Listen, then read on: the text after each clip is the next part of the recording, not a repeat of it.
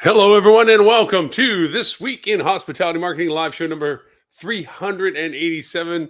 Apologies for the slow startup today. It turned out that just at this time, we like to say everything's back to normal in Southwest Florida, but unfortunately, it's not. We still see stuff on the side of the road, and we still get internet outages, which apparently happened at the exact right time for me this morning. So, for that reason, a little delay for us. Plus, also, beginning of the year, you always have to reset your connections to revalidation of accounts and stuff. Of course, it has to happen when you're in a rush, right? So my apologies for all those that were on time for our show and I wasn't.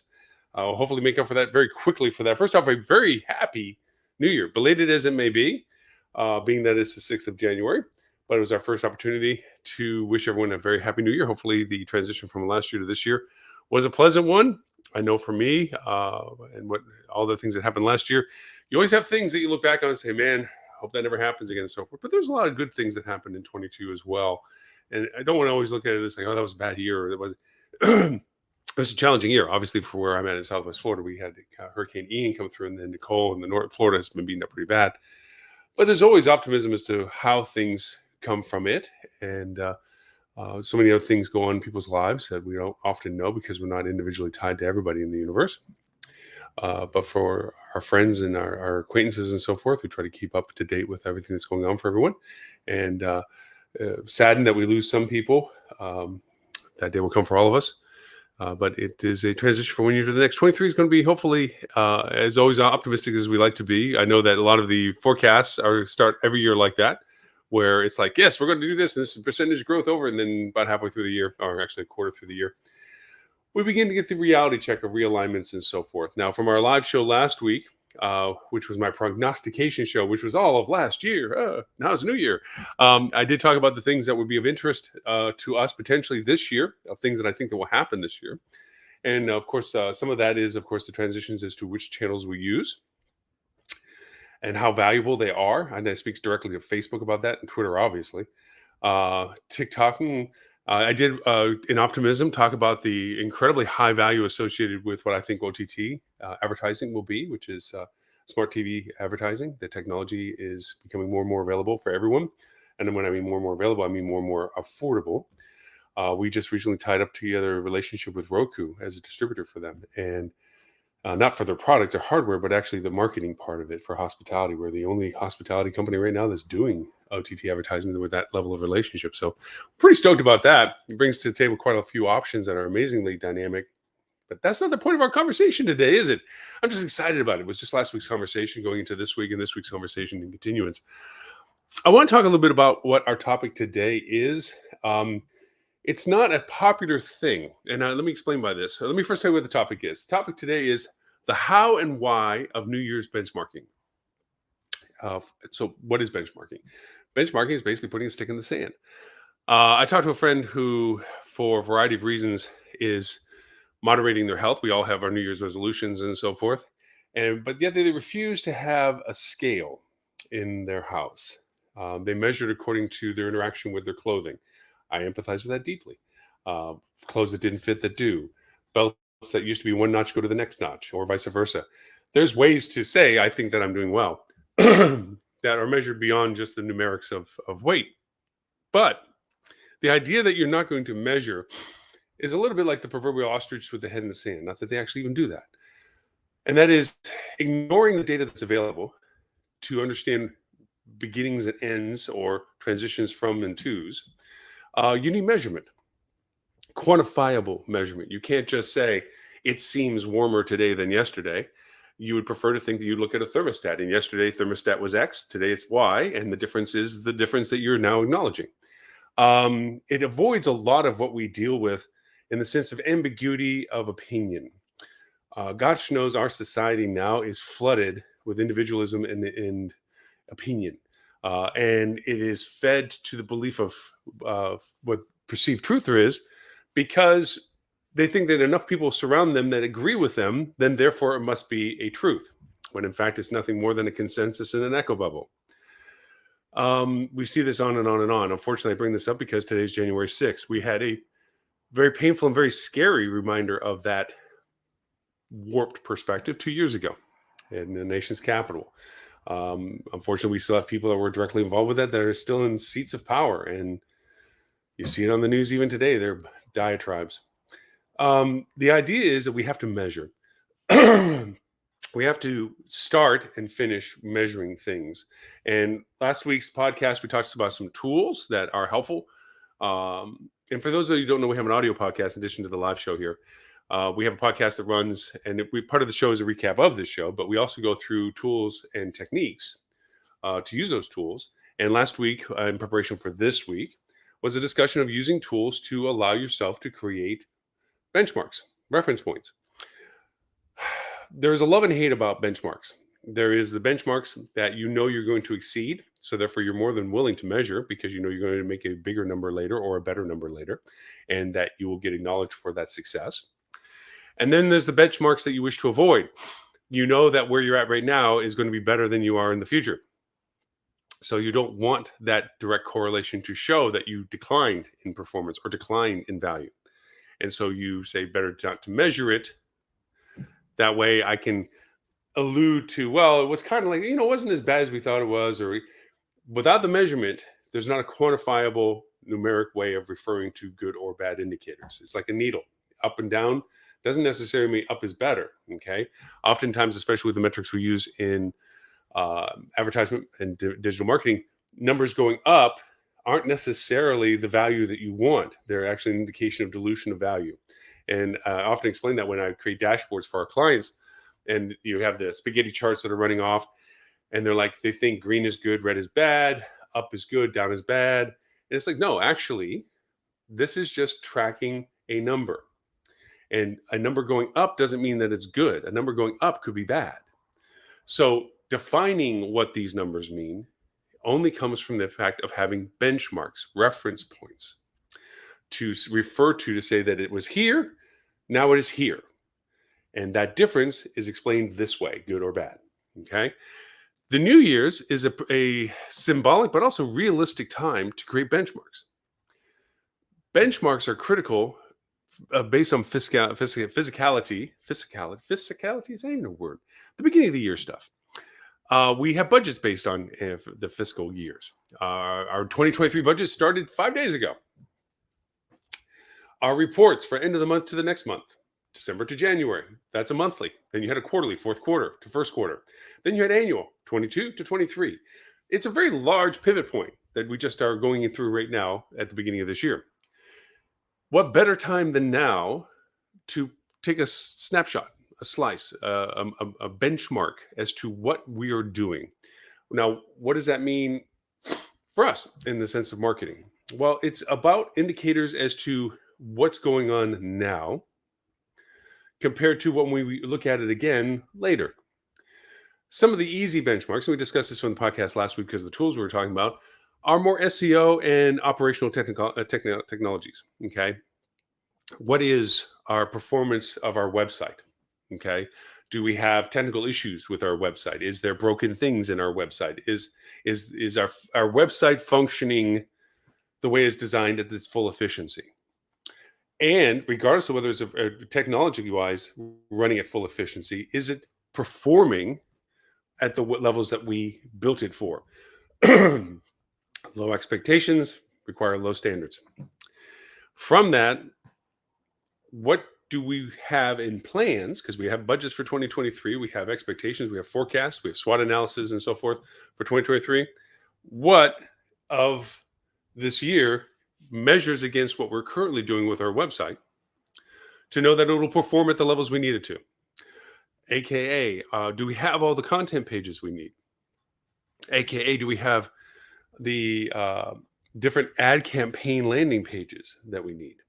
Do we have that strategy in place already? Do we know that we should already have had a Valentine's page built for whatever offer we're going to be doing for Valentine's and or for spring break and or for spring travel and or for corporate travel?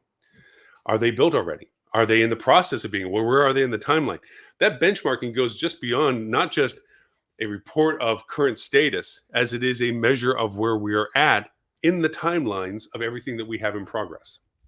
So it's not a static perspective for everything, as it is a slice, a snapshot at a moment of time. This is a great moment of time to do benchmarks. Beyond the technical of your website should be the performance of your website. The actual traffics and conversions and click-throughs and funnels and usages. Is there dead ends? Is there things that aren't producing? Are the things that the conversion rates are lower than they were anticipated? Again, performance slice of time. Here we are, beginning of 2023. This is what our website is doing right now. This is what our website is performing. That question then gets expanded into your competitive set. What, first off, evaluation, is my competitive set still my best choice of competitive sets? Am I choosing for the right reasons who I'm comparing myself to? Great time to do this beginning of the year. Are we still measuring against the right people? And it's a mixture of things. There's a mixture of our in market competition and our exterior market competition. When I say that, I mean OTAs and outside third parties that are trying to sell into your market, even though they don't actually reside in your market. Okay. So your online competition, your symbiotic markets, we've talked about this on the live shows, like markets that go for the same demographics that your market goes for, but they don't offer the same things. And I gave the example of Key West versus Vail, Colorado. Same demographics, different venues. How do you compare against that? It's really to stop back and see, where are we right now today, X day, January 2023.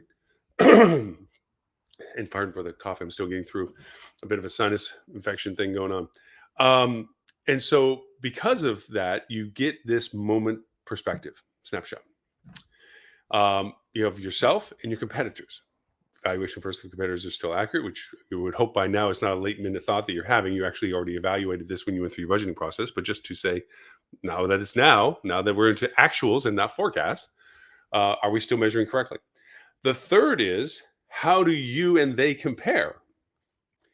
Are your performance metrics, where's your slice of time in comparison to how well you're performing for your keywords, for your presence and authority and value proposition compared to them?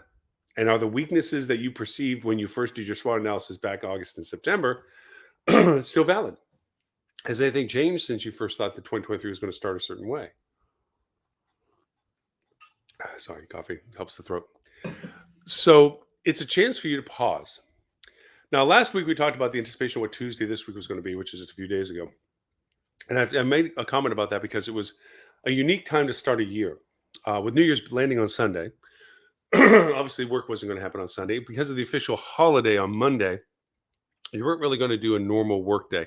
For those eager beavers that were looking to kind of get ahead of the pile that was accumulating at the beginning of the year, and we had that discussion. Everybody knows what we mean by that. The monthly transition, the quarterly transition, annual transition, all the buildups of saying wait until after the holidays before we get to it, wait until next year when the budget's in place to do it. All that pile that gets built up really landed on a Tuesday. And it's overwhelming because you know you're already walking into way more work than you'll be able to accomplish. And it's a matter of triage, prioritization. What is the most critical thing? And usually the thing that gets people's attention the most when they're looking at a pile of things to do is what is the most dangerous thing from their perspective, whether it affects them or whether it affects their business. What's the most dangerous thing? What broke or what is broken that needs an immediate attention? From there, it goes to what needs attention so it doesn't break. From there, it goes to before, if we do this before it doesn't break, what's the most valuable thing we can do for what we need done? And then from there, it goes even deeper into what's the most expensive thing that can be less expensive if we did it now compared to later. There's a progression that you approach a lot of your projects with and for. For that reason, Tuesday's very occupied. You may have some things scheduled, mostly internally, but you kind of leave it open because you know you're walking into an unknown quantity on Tuesday. Sorry. So now it's Friday. We went through the 4 days of the first part of the year. The last thing on your mind was, gee, let me sit back and ponder the universe and see where we are and do snapshots and benchmarking. Sadly, though, in the time from Tuesday to today, the influence of what you've done has changed how you started the year. In even just these few days of not evaluating and benchmarking where you're at, you've already influenced stuff into 2023 because you're in 2023 with the things that you were tackling for the first 4 days. I'm not saying that benchmarking has to be pristine. On the contrary, it has to just be done.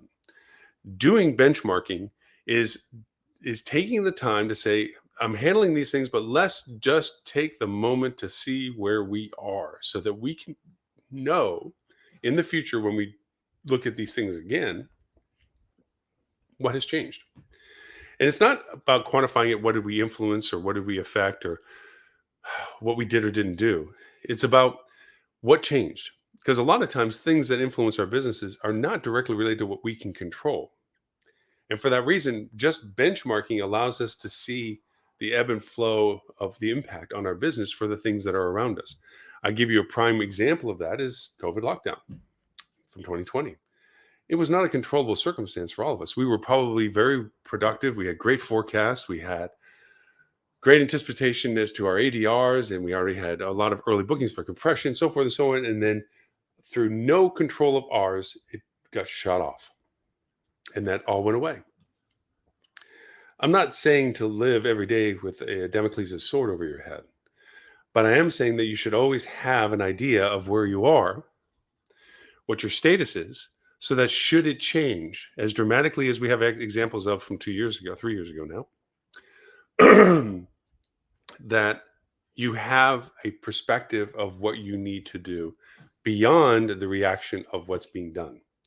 I know it sounds kind of a weird, fuzzy way of saying it, but if you know how your website is performing, if you know how your campaigns are structured, if you know how your objective goals are in your communications with social media, you know what channels are contributing, you know where you're deriving your business from, you know what you're doing to drive that business, and then large circumstances change. You have a sense of what you can react to better because you have a presence about you as to knowing where you are now. Metaphorically, it's like being dropped in the middle of a map that you don't know where you are. If you know where north is, you know by where the sun's coming up or the sun's coming down, and you know the topography around you, you can at least get a sense of what you need to know about what you need to do next. Doesn't mean you're making all the best decisions. You're making more informed decisions. Benchmarking is about awareness. Benchmarking is about knowledge of presence of where you are for all the things that influence your business.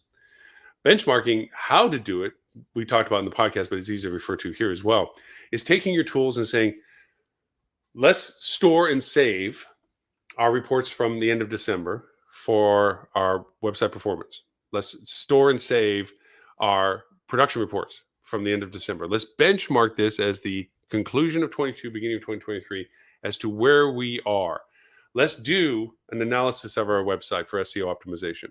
Let's do a keyword analysis for optimization of our strategy. Let's do an evaluation of our performance metrics for all of our ads. Let's look at the ones that failed. Let's look at the ones that succeeded. Let's look at the campaigns we derived and created for and where they are running right now for what purpose and value. Let's look at the places we're not. Let's look at our competitors. Look and see what they're doing well and what they're not doing well. From it, then, how do we compare to them? From that, then, how do we create a change in what we thought 4 months ago when we did our budgets to where we are now in January where we're living the dream? That's benchmarking. That's deciding that this is a time to pause and evaluate from everyone's perspective. I would say it's a welcome meeting to have with everyone, that it's not a meeting to fix a problem. It's not a meeting to have a crisis solution. It's not to witch hunt something. It's to sit down and everyone give their perspective of what they think where we are now is. You might find frustration from your tech team that they feel that the website has been long ignored and is long overdue to have certain changes made. And they should quantify what those changes are, not just blatantly say the website's terrible and then give no reference points. Have a concrete list of things and a planned solution for them and see how far they carried it through. Did they look at what it was going to take to do it? Or did they look at the cost what it was going to take? Whatever. This is the time to evaluate that.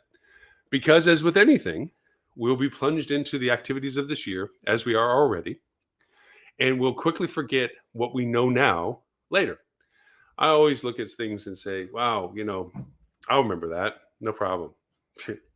Day later, week later, whatever. Wait a minute, what did we have for that? And you can't remember it. As important as it is at the moment, it doesn't stay important as it is later. I've talked about in the show many times about doing journaling and doing a GM's log. This is where those things go. This is the information that you share, that on this date, this is what we're looking at. This is what we had. We did a benchmark of this, this, and this. The data is located here. Keeping that reference, because 6 months from now, and however the world has changed for your business 6 months from now or 3 months from now, let's just say 6, You'd be like, well, did it really change that much from the beginning of the year? Let's go look and go look at what you pulled now as to what was going on now, and also what you anticipated was going to be going on in the future tense, and all the other benchmarking that you did, and say, wow, our website did decline in performance, or it did improve after we did those things. Our campaigns did change from this, or we needed change from this because it really hasn't changed since then. Whatever the revelations are in that reference point, you have a point of reference to evaluate them. And that's truly what benchmarking is. I say this of a broader spectrum of things when it comes to importance of things. I've often said that friendships are like checking accounts. You can make deposits and you take withdrawals, but leaving it alone doesn't build interest. Um, the idea that you get what you invest in and spend time on and keep track of are the things that reap the rewards because of that effort on your part. Keeping track of what you're doing and how you're doing it and what your thought processes were in creating those solutions or making those decisions helps you historically when you go back and relive those moments and say, we had this XYZ problem. We thought the ABC solution was going to be for it. These were the reasons we thought the ABC solution was going to go for it. And now, looking in hindsight, that was this much off because we didn't know that LMN effort was not accounted for. You can't do that without having a benchmark reference. That journal is a benchmark reference. The same too now by saying what is your website performance, what's your ad count performance, take take stock of all of those things and put it into a storage that you can go back and refer to statically. Okay. And yes, there's tons of dynamic reports out there that says, let me compare these dates to those dates. Remembering that the dates and the content of the data that's being compared is the selective data that the reports pull regularly. If you're looking for a data point that isn't in the data reporting process, you have no old and new. Now, with GA4 coming in this year, there is the benefit of being able to go back, and as long as because GA4 tracks everything, even though you may not have had it defined, the data is there, but only is there for 14 months, unless you make other plans by putting storage in BigQuery or whatever. But the data is there. Everything's in GA4. You just now have to go back and ask the right question. Hey, I wasn't tracking this funnel of activity. Can I go back in history and look at that funnel of activity? Yes, you can. With GA4, you can't. Universal Analytics, no. Unless you said, I want to follow these events, I want to follow these goals, you can't go back a lot of times, most of the time, and reconstitute data. I said it with caveats. GA4, you can. GA4, you can say, you know what? I never thought that we should track this correlation. Let me go back as far as I can and see if there was any other indicators earlier on where this would have told us what we need to know now. That's helpful. So remembering that you're referencing history as you go forward so that you can learn from what you were doing to what the result of it was now, okay, is very important. Just like we did the budget last year, August, September, and October, okay, some companies that are still actually trying to grind out their budget for this year while they're in the year.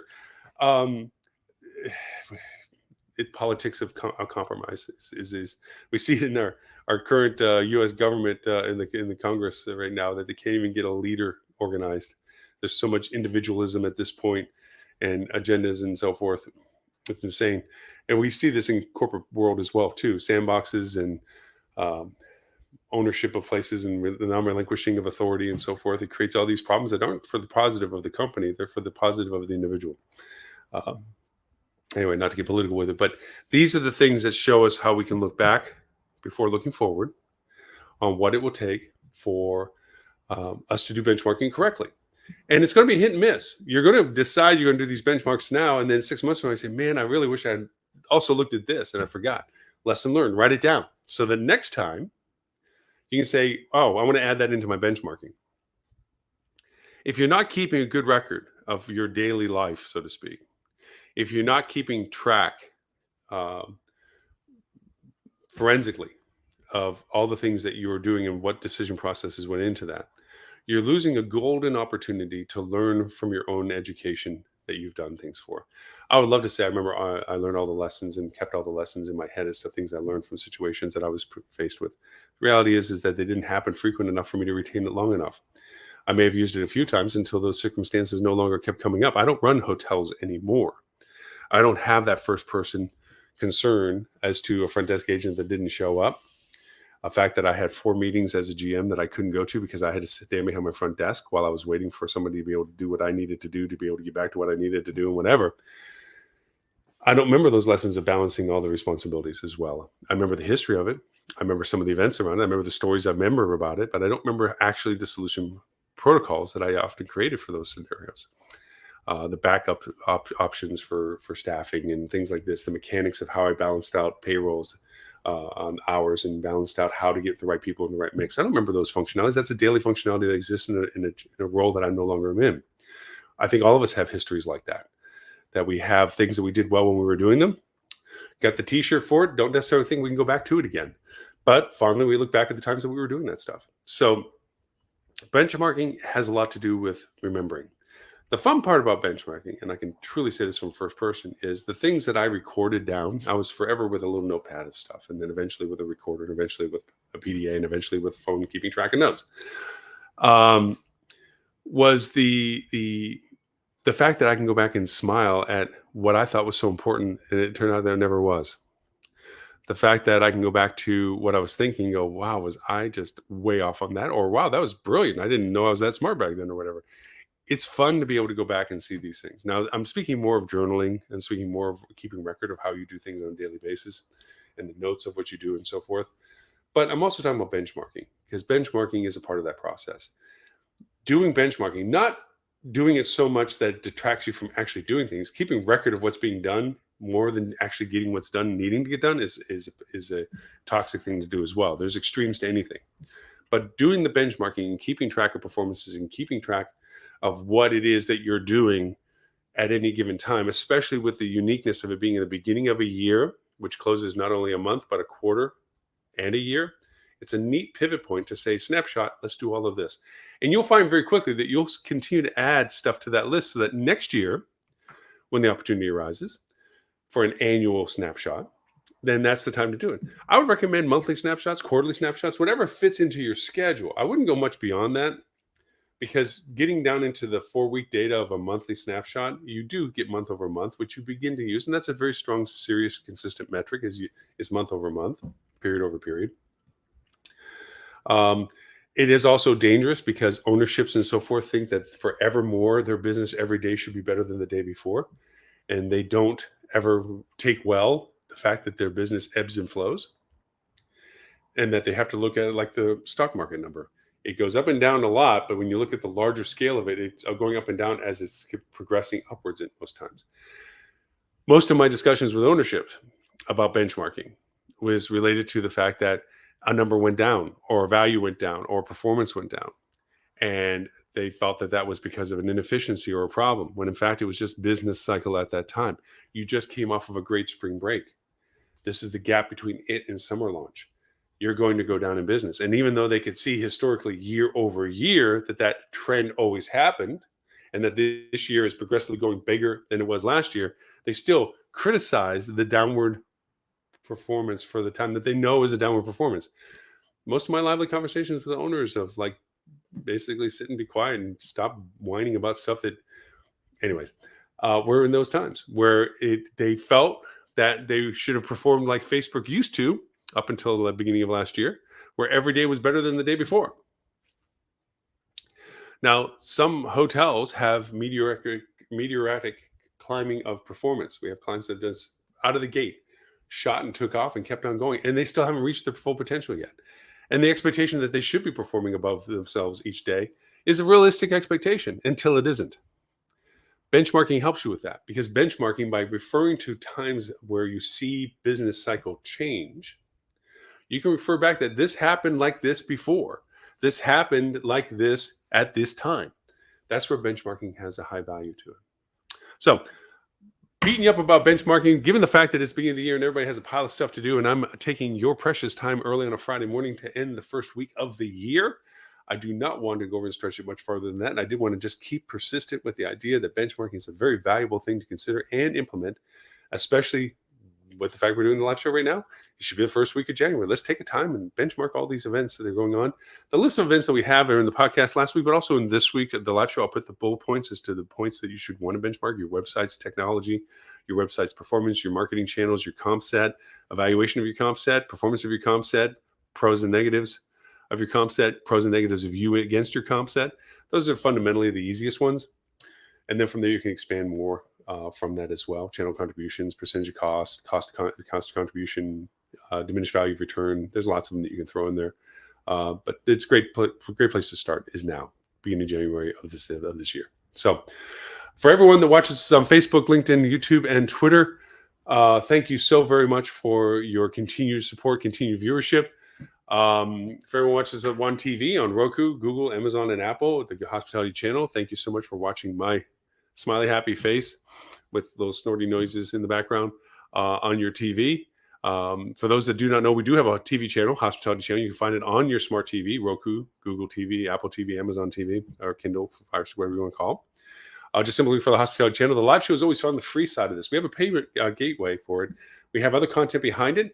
It's $4.99 a month. We have a lot of fun content about strictly hospitality. This isn't a commercial place where we try to sell, places to eat or hotels to stay. And this is about our industry, learning about better ways of doing our stuff in our industry, learning about how to do things in our industry. That's what the TV channel is about. It's a lot of fun.